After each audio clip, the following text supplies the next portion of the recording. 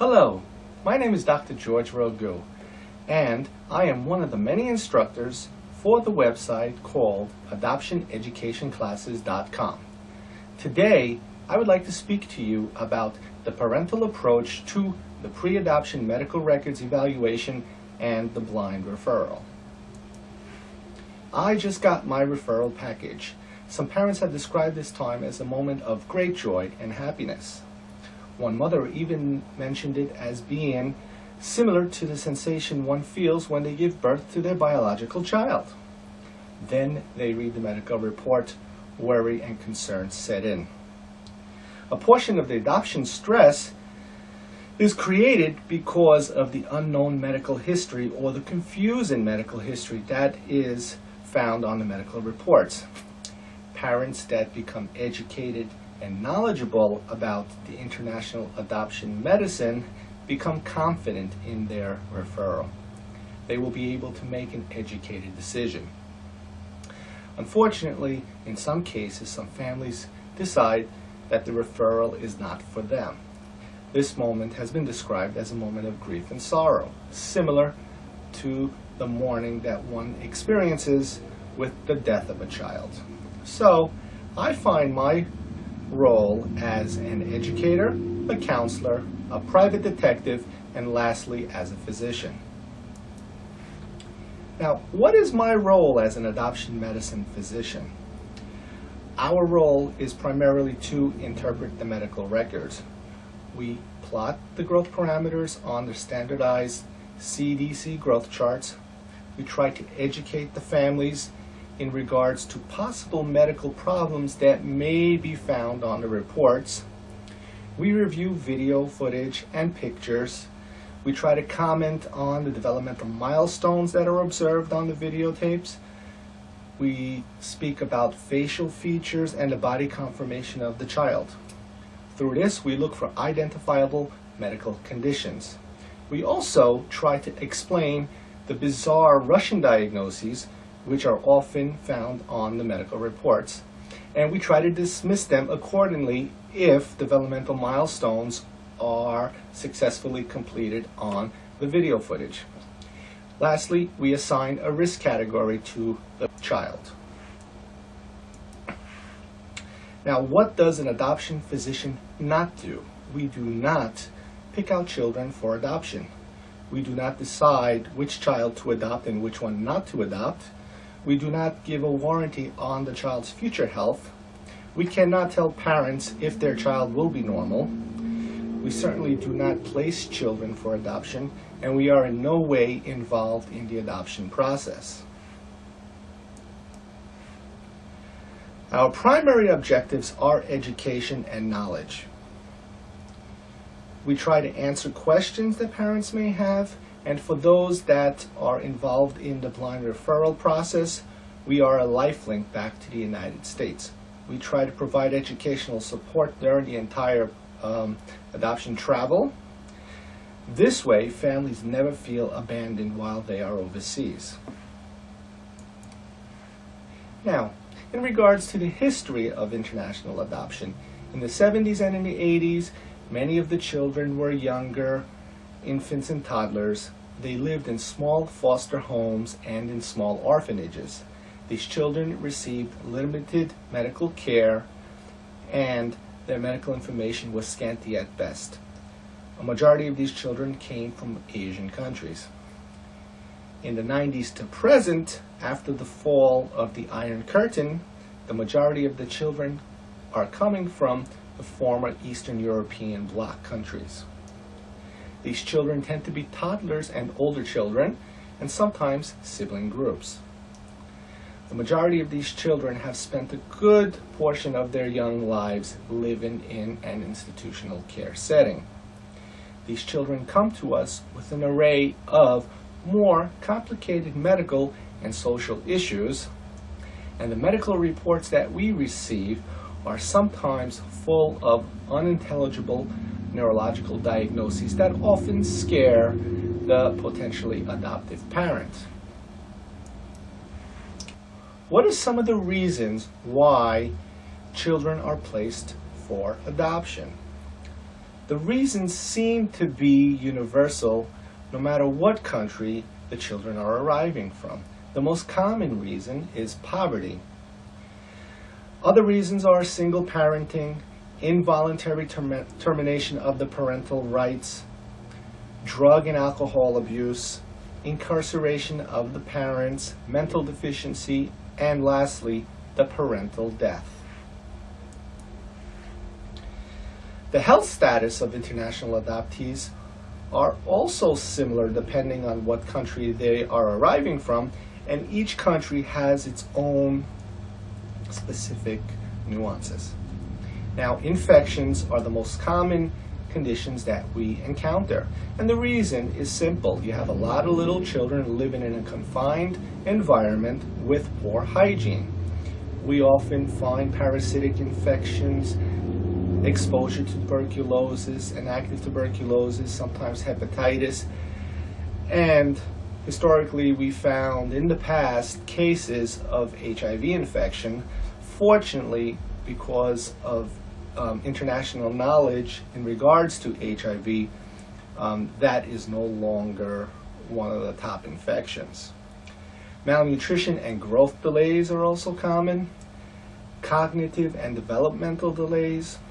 A lot of socioaffective conditions such as reactive attachment disorder, post-traumatic stress disorder.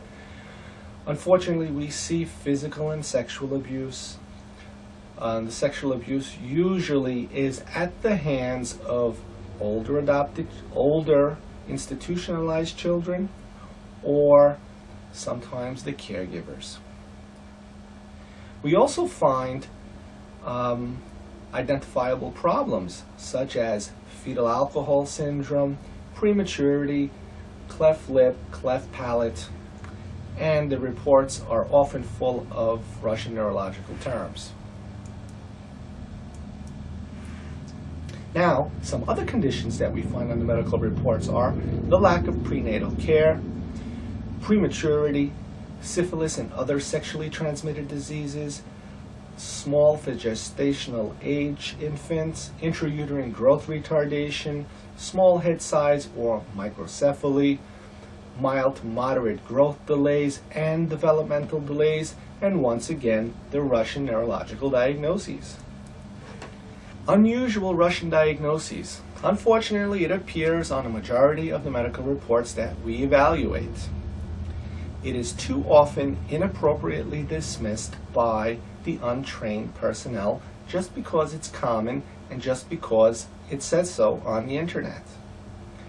It should only be dismissed if and only if the appropriate milestones are visualized on the videotape, or if the milestones are accurately documented on the medical report. Now, I'd like to speak to you briefly about my first international adoption evaluation. My first evaluation was about a little boy, Andre, and he was approximately 6 months of age.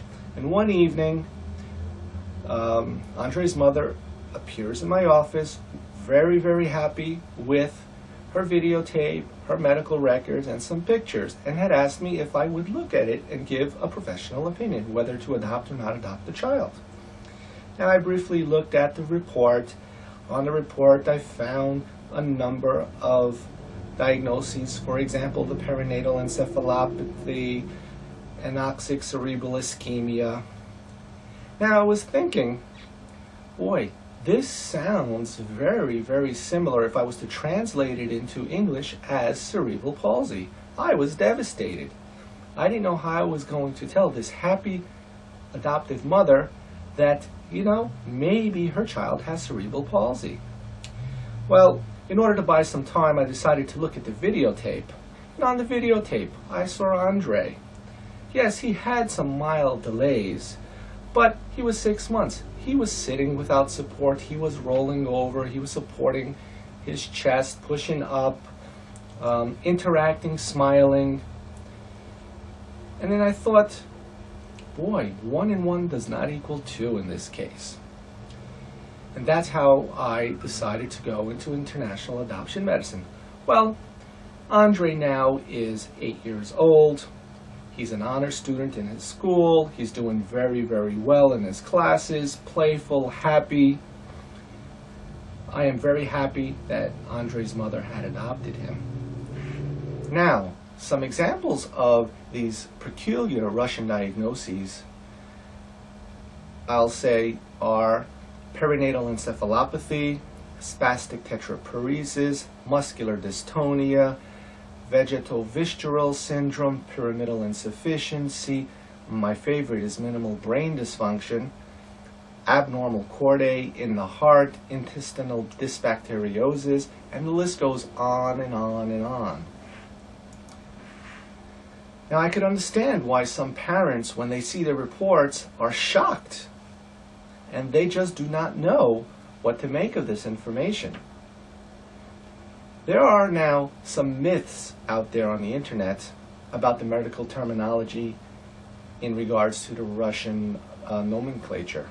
Now, myth number one says that they give these diagnoses to these infants in order to increase the orphanage funds. That is not true. And myth number two, it is used to facilitate adoption. In other words, they give them a false diagnosis so they can be placed for adoption, because normal children cannot be placed for adoption, normal, healthy children. The truth of the matter is that the Russian physicians practice a little bit differently than we do here in the United States. They believe in what they document, and they do believe that infants and young toddlers are neurologically immature. And because of this immaturity, that is why they give these diagnoses. They consider the infants to be defective, and over time, as they attain their developmental milestones, then these diagnoses are removed. Now, the most common diagnoses that we often find, as I alluded to earlier, is perinatal encephalopathy.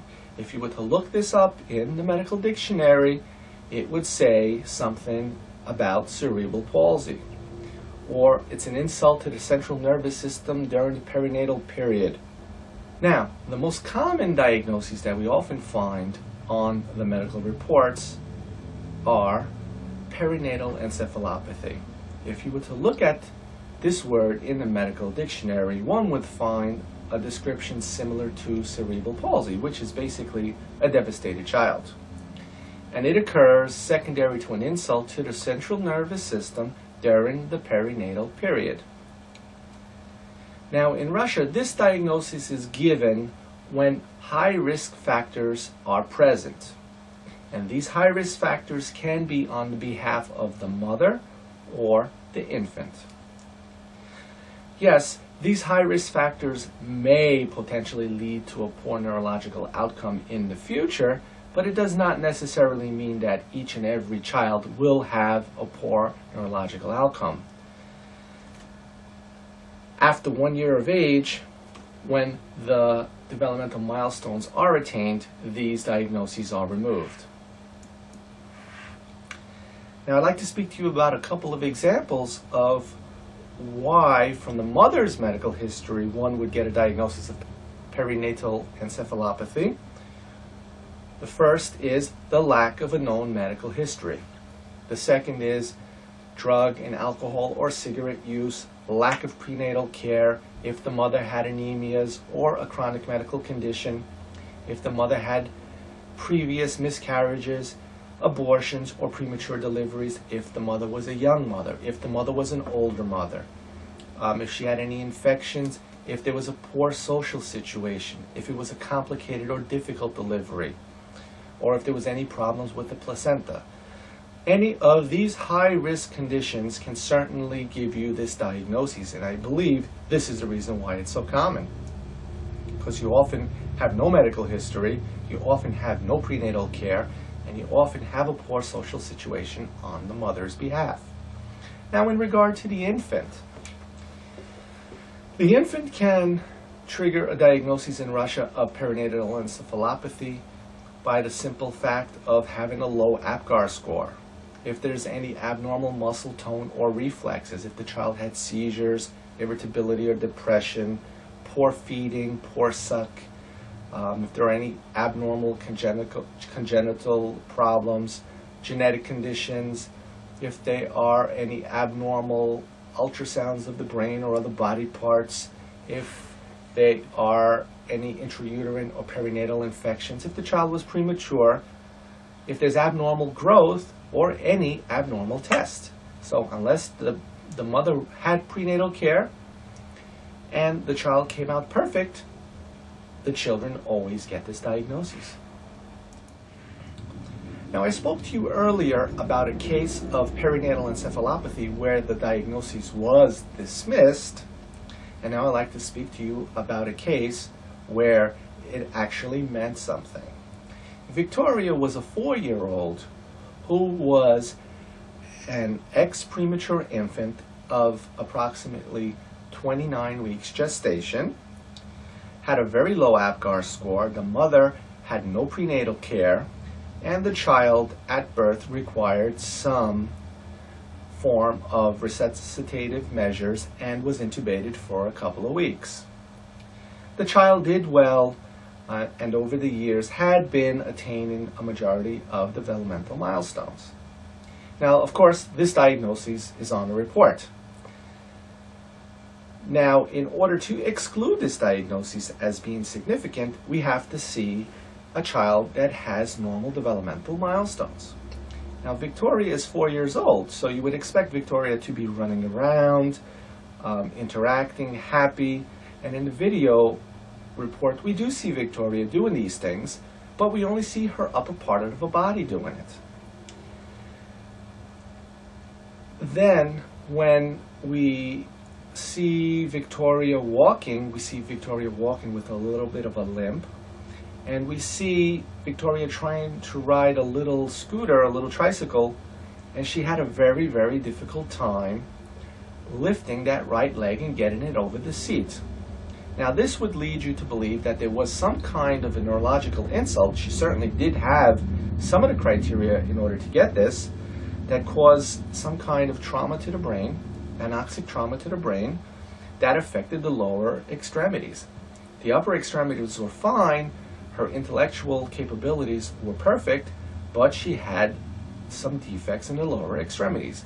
This is your case that the perinatal encephalopathy, along with the history and the video, actually means something. Victoria indeed had mild cerebral palsy. She wasn't one of those devastated children that are condemned to a wheelchair for the rest of their lives, but she will be into special needs, and the parents were aware of this. Now, some other diagnoses that we find on the Russian medical reports, as I alluded to earlier, I'd like to speak to you briefly about minimal brain dysfunction. Minimal brain dysfunction sounds like a serious problem. Now, it's used to describe a transient neurological condition such as an abnormality in the reflexes or soft neurological signs such as hyperactivity or short attention span. It may mean what we diagnose today here in the U.S. as ADHD or attention deficit hyperactivity disorder. This is important because if one finds this diagnosis on the medical report and one observes on the pictures or on the video some of the stigmata for fetal alcohol syndrome, then maybe the diagnosis makes sense. Now, another diagnosis that I often see on the medical reports is minimal brain dysfunction. This diagnosis is used to describe a transient neurological condition such as an abnormality in the reflexes or soft neurological signs such as hyperactivity or short attention span. It means what we diagnose here in the United States as ADHD or attention deficit hyperactivity disorder. Now, this is an important diagnosis when discovered on a report because it depends in what context this diagnosis appears. If we see a child that on the video report has some of the characteristics for fetal alcohol syndrome, such as a thin upper lip, absent philtrum, the indentation above the upper lip, a flat face, a small head size, and we have the diagnosis of minimal brain dysfunction, then the risk for actually having the diagnosis of fetal alcohol syndrome is much higher. Now, minimal brain dysfunction by itself basically means ADHD. And you can find out if the child truly has this diagnosis by observing him in a videotape. Many children in videotapes are quiet, they're collected, they really do not want to have anything to do with what's going on. Sometimes they're very sad. But I've seen videotapes where the children are very, very busy, hyperactive. When you notice that they have bruises on their forehead, on their chins, if they have lacerations on their face and they have the diagnosis of minimal brain dysfunction, then the probability of ADHD is very high. Now, in order to evaluate videotapes and records and pictures, there are different types of evaluations out there. The most common type of evaluation is the pre-adoption evaluation, and what is becoming more common these days is the blind referral. Each one has advantages and it has disadvantages. Now, I'd like to speak to you first about the pre-adoption evaluation. This is when we receive medical records, growth parameters, and video records and pictures. The blind referrals basically have nothing. The parents are told to travel overseas and basically choose their child. Sometimes they have a few lines, many times they have just a sex and an age. Now, the pre-adoption evaluations usually come from Russia, China, Korea, Kazakhstan, Guatemala, India. Each country has its own specific criteria and problems associated with it. The best scenario is when we receive a videotape, medical reports, plenty of growth parameters, and pictures, but that does not always happen. Now, some of the advantages of having a pre-adoption evaluation performed before you travel to pick up your child is the mere fact that you're making your decision before you go. You have plenty of time to consult with an adoption professional. You have time to read and become educated about the conditions on your report. You have time to speak with other families that were in your situation before. You can request more information from your agency if it's required. And basically, you know what you're getting, or at least you have an idea of what you're getting before you travel. Now, with this come some disadvantages also. Some of the disadvantages are that the medical reports can be misleading. A lot of the growth parameters are inaccurate. Sometimes picture quality and video footage is very poor. There are plenty of translation inaccuracies. There's missing information and basically just careless preparation of the documents. Now, the blind referral evaluation basically can be performed from any country that has broadband internet access. It can be from Russia, China, Korea, Kazakhstan, India, anywhere. Now, I'd like to speak to you firstly about the disadvantages of the blind referral. The disadvantages are before you travel, you do not know anything about the health status, the sex, or the age of the child. By the time you travel, the child may no longer be available. You may travel far and not even find a child to adopt. The decision often must be made quickly. Sometimes the availability of a consultant physician is not possible. Family and other types of supportive services are not available, and the language barriers. Now, The blind referral evaluation has taken these disadvantages and turned them into advantages. The adoption doctor's blind referral evaluation is considered a lifelink to the United States. It is a complete support service for families during their adoption travel. Through the blind referral evaluation, we teach families how to become a physician. We teach them to collect the medical data, what medical data is important. We teach them to prepare a video and pictures. We are in constant communication with families via the internet, using email and instant messaging. We've developed a system where families can upload video footage directly to a website. Pictures can be uploaded through email or directly to a website. And while the families are there, educational support can be provided with a telephone conference about their referral or ongoing communications through the instant messaging and email. Now, in order to prepare for the blind referral evaluation, families need to have a crash course in medical data collection. Medical data can be obtained from any person that is involved in the care of the child.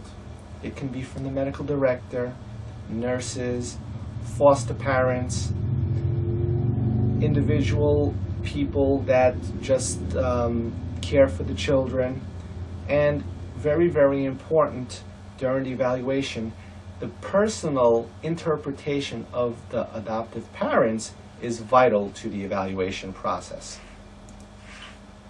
Now, in order for a parent to become an adoption doctor, they need to observe the child in a familiar environment. They need to perform a crude developmental exam. They need to collect the important medical data. They need to prepare daily video footage of the child. And it's very interesting because when a parent goes to see a potentially adopted child, that child is scared, timid, sad. One would want the child to come running to the new mother, but these children usually don't. They're sad, they're aloof, they really do not do much. And I've observed many times on that first video, the child is like a washcloth. The second day, when the mother goes back, the child is a little bit more interactive. By the third day, the child may vocalize a little bit. By the fourth day, there may be even a little smile. So daily video clips of the child is very, very important. We need to examine the child's energy level and social interactions with other people in the room. And we need to try to look for any of the institutional behaviors such as rocking, banging. Now, the question, what data is important to collect? Obviously, the more information you can collect, the better the evaluation. Now, in order to better prepare families in data collection, I tried to prepare a list of punch questions that they can ask. Now, in order to start, we find out, was it a home birth or was it a hospital birth? How many pregnancies did the mother have? Were there any birth issues? Were there any health issues during the pregnancy? What was the child's APGAR score at birth? A low APGAR score would mean that something serious happened during the delivery. An APGAR score of 9 and 9 meant that the child was born, was pink, cried, and went to the mother. What type of delivery was it? Was it a cesarean section or was it a vaginal delivery? We would like to know what was the child's actual birth weight, height, and head circumference. And what were the circumstances behind the abandonment? Did the child go home with the mother for a while and live with the mother and then the mother decided to abandon the child? Or was the child born and placed in the hospital for the first couple of weeks and then transferred to the baby homes? Other medical data of importance is the family history. How old was the mother? How old was the father? But that's usually not information that we can easily obtain. Are there any other siblings in the home or in the orphanage? Some social information is very important, such as, did the mother abuse drugs during the pregnancy or alcohol? Growth parameters for the child are also very important. The head, the height, and the weight at 2 months, 4 months, 6 months, 8 months, 10 months, whatever growth parameters we have, it is great because we can plot these growth parameters on the growth charts and see how the child is progressing. Unfortunately, children that live in orphanages tend to have growth delays and they fall below the growth chart. There are some studies out there that state for every 3 to 4 months that a child lives in an orphanage environment, there is a 1 month delay in the growth parameters. Now, physical examinations that the child has had in the past would be of importance. The overall health issues of the child while they are in the orphanage is also important. Did the child have asthma, anemia, vomiting, diarrhea, allergies, or any heart murmurs, urinary tract infections, any chronic medical issues? The hospitalization history is also important. A child that had been hospitalized numerous times for seizure disorder generally have a higher risk in adoption. Were there any medical interventions while the child was in the orphanage? Was there any surgery? Did the child receive a blood transfusion? Was the child admitted to the hospital and received IV antibiotics for whatever reason? And what other diagnoses are given to the child? Now, of importance is also some medical laboratory data. I often find on a lot of the reports a head ultrasound and an abdominal ultrasound. While we do not do these tests routinely on every single child, it does give us a little bit of information when it is normal. A normal abdominal ultrasound basically means that the internal organ structures of the child are anatomically correct. A normal head sonogram performed basically means that the brain structures are intact. There's no significant signs of bleeding or any other collection of fluid in the brain or so forth, which would make it a higher risk if there was. So I like negative results. The positive ones are always a situation because now we have to explain them. Now, the most important laboratory investigation that I insist upon is a test for HIV, hepatitis B, hepatitis C, and syphilis. Each and every child should have a negative result. A negative result is very good because at least we know that the child probably does not have any of these problems. I consider these tests screening tools only. The blood tests need to be retaken post-adoption, and only then can a negative result be confirmed. I have seen plenty of cases where the HIV test and the syphilis test were negative, and post-adoption they were still negative. But I had one sad case where the pre-adoption evaluation was not performed because it was determined that the country that was sending this child was a country that generally sends only healthy infants. So the mother felt that a consultation with an adoption professional was not needed. Post-adoption, the laboratory investigations proved to have a positive HIV result. This was a very sad case because the mother had already bonded to this child. The mother now had an HIV positive infant and has a life-altering diagnosis. Now, if she only knew beforehand, she could have made an educated decision. Now, she was forced to accept this medical condition.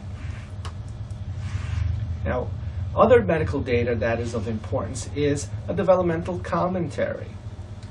Parents, when they become the adoption professional, are able to perform a crude developmental evaluation, which can be shown on a videotape. We like to see families evaluate these children by having them perform gross and fine motor movements that are appropriate for the child's developmental age. If the child is 4 months of age, the child should be sitting with support and rolling over. If the child is 6 months of age, the child should be sitting without support, tripoding, holding the head, putting the feet in the mouth. The child is 8 months of age, the child should be creeping and crawling. 9, 10 months of age, pulling to stand. 12 months of age, standing alone. Some developmental commentaries by physicians and nurses are of vital importance also. Now, immunization status, that is always a controversial situation. It's controversial because nobody knows really, in regards to vaccines, how well these vaccines were taken care of before they were administered to the child. Vaccines need to be stored in a certain temperature, and that temperature needs to be recorded daily. If there's a power outage or the refrigerator defrosts, the vaccines can become spoiled.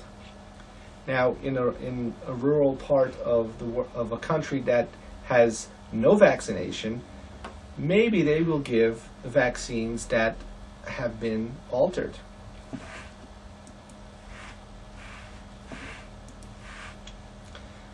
Growth parameters are also very, very important.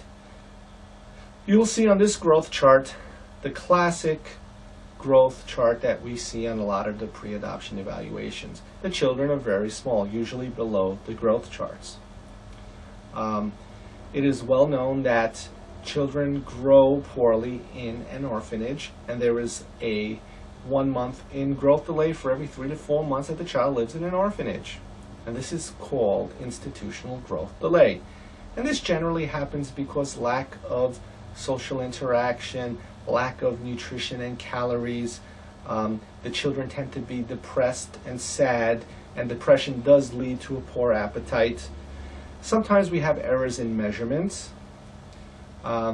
Sometimes we have failure to thrive or failure to grow because the child has an underlying chronic medical condition, such as an intestinal parasite that does not let the child absorb the nutritional calories that are required to grow. Sometimes the children are given medication and sedatives in order to keep them silent and quiet and behaved, and sedatives also inhibit appetite and do not allow the child to eat and grow well. And just overall isolation from the world tends to make children not grow well. Now, this growth chart is a growth chart of a child before being adopted and then afterwards. This is the type of a growth chart that I always see. It's a skyrocketing increase, and it's simple. There's sufficient food and feedings at home. There's somebody to care and love for the child. Medical problems are resolved. Depression is resolved if any sedatives that were given are no longer given. And malnutrition and other types of deficiencies are corrected. Now, the preparation of the video record is of vital importance in the pre-adoption evaluation or the blind referral. Parents need to understand that short sequential clips of 3 to 5 minutes are more important than one very, very long clip. When preparing the video, you should stay at a stable distance of about 3 feet from the child. Do not zoom in and zoom out, zoom in and zoom out. Set up the camera and just leave it there. Try to get a close-up of the child's face. This way we can look for any of the facial stigmata for fetal alcohol syndrome, basically the thin upper lip and the indentation of the upper lip called the philtrum, and get a picture in the profile so we can see if the child has a flat head. Try not to stand and film downwards on the child. Try to stay at eye level with the child. Have the child perform some of those gross and fine motor activities that we described earlier.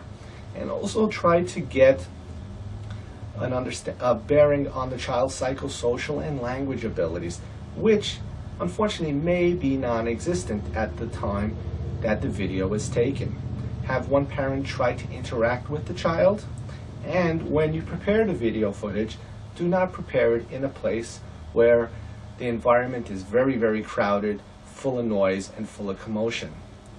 These children do not do well in these types of environments. Pictures are also helpful in the evaluation process because a picture can give us insight as to any possible genetic anomalies that may be found in this child. For example, Down syndrome, clearly seen on a picture. We have some information through a picture about the child's skull shape, about the child's ear abnormalities, if the child has cross-eyedness or lazy eyes, if there are any stigmata for fetal alcohol syndrome. Pictures help us with signs of abuse or other types of skin rashes like Mongolian spots. A picture can help us to understand the child's overall nutritional status. And a picture helps us to look at the child's body habitus. A child that looks sickly and emaciated may be suffering from a chronic disease. Now, every picture does tell a story. Looking at these pictures, we have children with correctable medical conditions. We have a little girl that has a cleft lip as an infant that was adopted and had her cleft lip repaired. You can see before and after pictures of this beautiful little girl. In the middle bottom, we have a child with the bowed legs, which are signs of rickets. Upper right-hand corner, we have a child that you can clearly see has one of the eyes turning inwards. This child has a diagnosis of lazy eye or strabismus. Now, the bottom right-hand corner, we have a little boy that also has a lazy eye, and you can see on the right side of his mouth, he has a laceration. Now, looking at this child and looking at the medical report, this child had a diagnosis of minimal brain dysfunction. Now, with the child that has a laceration in the mouth, minimal brain dysfunction, and you look at the video footage and the child is very busy, running all over the place, this child probably has ADHD features. Other medical and genetic problems that can be found through pictures and video are, I mentioned earlier, Down syndrome, fetal alcohol syndrome. An emaciated child, like the child in the upper right-hand corner, that's your clear-cut case. You can see how sickly looking this child is. That's your clear-cut case of full-blown AIDS. The child in the left lower-hand corner is a child that's very thin. You see that there's no muscle mass in the legs and in the arms. That's your malnourished child. Malnutrition can be from chronic illness, parasitic infection, or just poor caloric intake. The right lower hand corner picture is a picture of a premature infant. Now, becoming the doctor, collecting the data, getting the video and pictures prepared, that's the easy part. Sometimes the most complicated part is getting all this data back to me here in the United States. That can be a tricky process. Now, it is only challenging if you are adopting from a part of a country that has no internet access. But nowadays and age, most hotels have some type of broadband internet access, at least in their lobbies. In Europe, it's common to have internet cafes in major cities. Sometimes you find broadband access at airports. And if you have broadband internet, you can get all this data back to the United States to an adoption physician. The digital cameras that we have these days are good to take your pictures, and you can also shoot video. One of those little 1 gig SD cards can hold up to 30 minutes of video footage. That is more than enough video footage to evaluate a child. If you're using just simple email, you will have to use short sequential clips because the email servers will not allow a very large file because it thinks it's spam. Now, with the advent of different types of video hosting websites such as YouTube and the website hosting server that we have on Adoption Doctors, you can upload your video footage directly to the websites for the physician to evaluate back home. Pictures can be sent through Shutterfly or OldPhoto for the physician to evaluate, or straight email. For those that are tech savvy, you can video conference with your physician. And for those people that have no possibility of getting any of this data home, just recording your videotape and bringing it to the United States afterwards is more than adequate. You can do the evaluation later. Now, the importance of having a pre-adoption evaluation is, one of the important things is to be able to understand the case and be educated in the fact that maybe some more information is required. A physician can help you with that. The physician can tell you if you have a missing HIV test, you must get that result. If the growth parameters are strange, you can ask for more growth parameters. If the developmental milestones are a little bit delayed or peculiar, maybe another videotape a month later is in order. If there were any blood tests or other types of ancillary tests performed, we can ask for those results or request that these tests be performed. If the child has on the report a diagnosis of like a hernia, then maybe we can request that a surgeon take a look at the child and let us know if the hernia truly does exist. Often, a common thing that we have are in the pre-adoption evaluations, especially, are bad pictures. Somebody took a picture of the child at standing up level, looking down on the child, and we have an obstruction of the upper lip causing a thin upper lip and a missing philtrum. Immediately we start wondering about fetal alcohol syndrome. But if we have 5 pictures and only 1 picture is bad and 4 are good, then maybe the child does not have any issues. But sometimes the pictures are all bad and we may require more pictures. Now, international adoption is indeed a leap of faith, but parents should become empowered with education and knowledge in order to make this a calculated leap of faith. Now, the most important part of the pre-adoption evaluation or the blind referral evaluation is that telephone consult with your physician.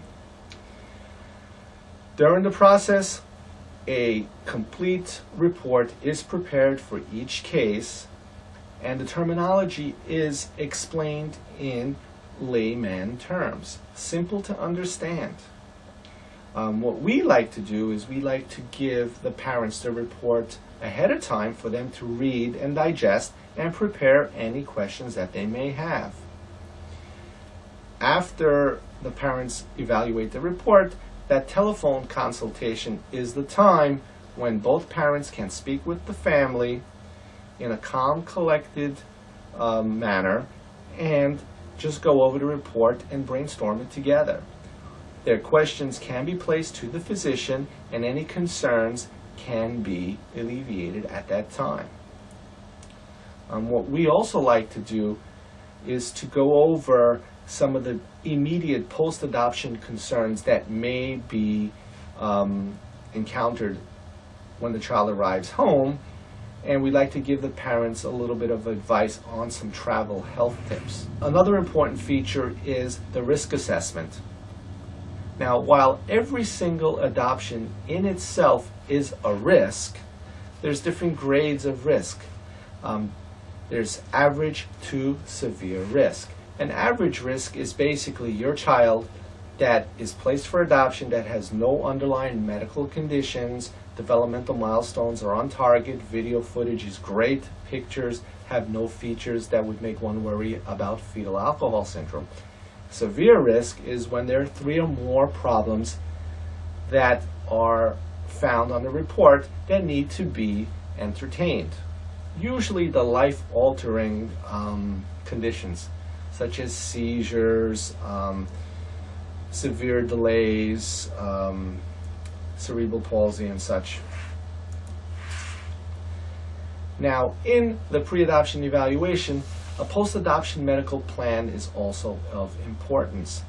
This is important because sometimes follow-up is not always possible with a pediatrician, let alone an adoption pediatrician. The follow-up plan can be prepared for the family practitioner to evaluate. When they evaluate the child, we can give them a guide as to what they need to do. If there are any specialty referrals that need to be performed, we recommend what standardized laboratory screening needs to be performed. If there are any questionable image studies that need to be performed, we try to guide the family and the physician as to what vaccination protocol should be used. Should we restart the vaccines, or should we just obtain titers and continue where we left off? And a recommendation for early intervention is always important. Now, as I mentioned earlier, the common post-arrival issues that are often encountered are feeding difficulties. These little children often become preoccupied with food. The availability of food is a concern to them because all of a sudden they have food, yet they don't know if that supply is going to disappear.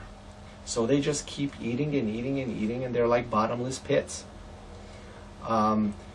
They also have an issue with the consistency of the food, because in the orphanage, many of these children are given food that is mashed in order to help prevent choking.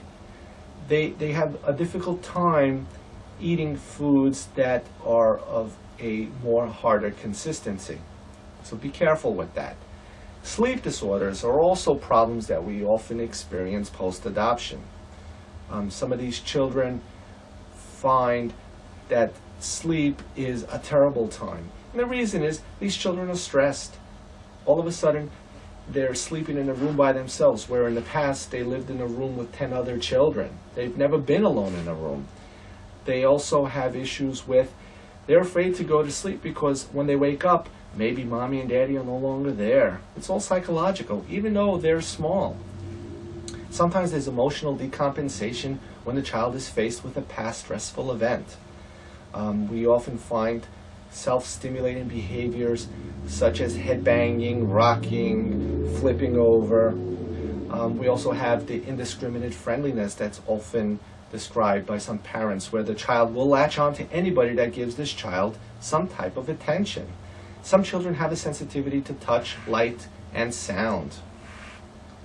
Now, in order to ease the transition, it's best to have the child in a highly structured environment. It's best to maximize the parent-child interaction. It is best to limit contact with outside family members and avoid overstimulation of the child. Try to tolerate any bizarre behaviors that the child exhibits. Now, the post-adoption evaluation visit is generally performed 2 weeks post-arrival. If the child is urgently ill immediately, you should see your pediatrician earlier. This time is required in order to have the child live with the parents, and the parents need to observe the child for a certain amount of time. We do not need to stress out these children with an unnecessary visit to the physician's office, which is often attributed with a painful experience and traumatizing experience. Families need to get to know each other, but you should always have a physician available in case problems do occur. Now, the take-home message that I'd like to leave with you is, children grow poorly in orphanages due to neglect and isolation.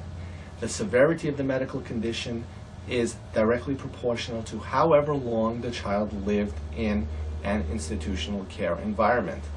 Growth dramatically improves post-adoption, and there are many sad personal stories out there on the internet especially, but there are also many more successful cases. Now, I would like to leave you with some final thoughts on international adoption. 1. Many diagnoses on the reports are not confirmed when they are evaluated in the United States. Developmental delays are indeed common, but children usually respond very well to early intervention services. There's quick catch-up growth on the growth parameters. Extra immunizations will not really hurt any child. And a post-adoption visit, developmental test, and medical screening is very, very important. In our own practice, we have many children adopted from Romania, Russia, China, South America, Moldova, Korea, and they are doing very, very well. Now, please visit us online at adoptiondoctors.com in order to become educated about international adoption medicine. We are the go-to place for international adoption education. Now, please proceed to the next segment of the class where you will take a short test, and then after that, a certificate of completion will be provided to you that you can submit to your agency. Thank you very much.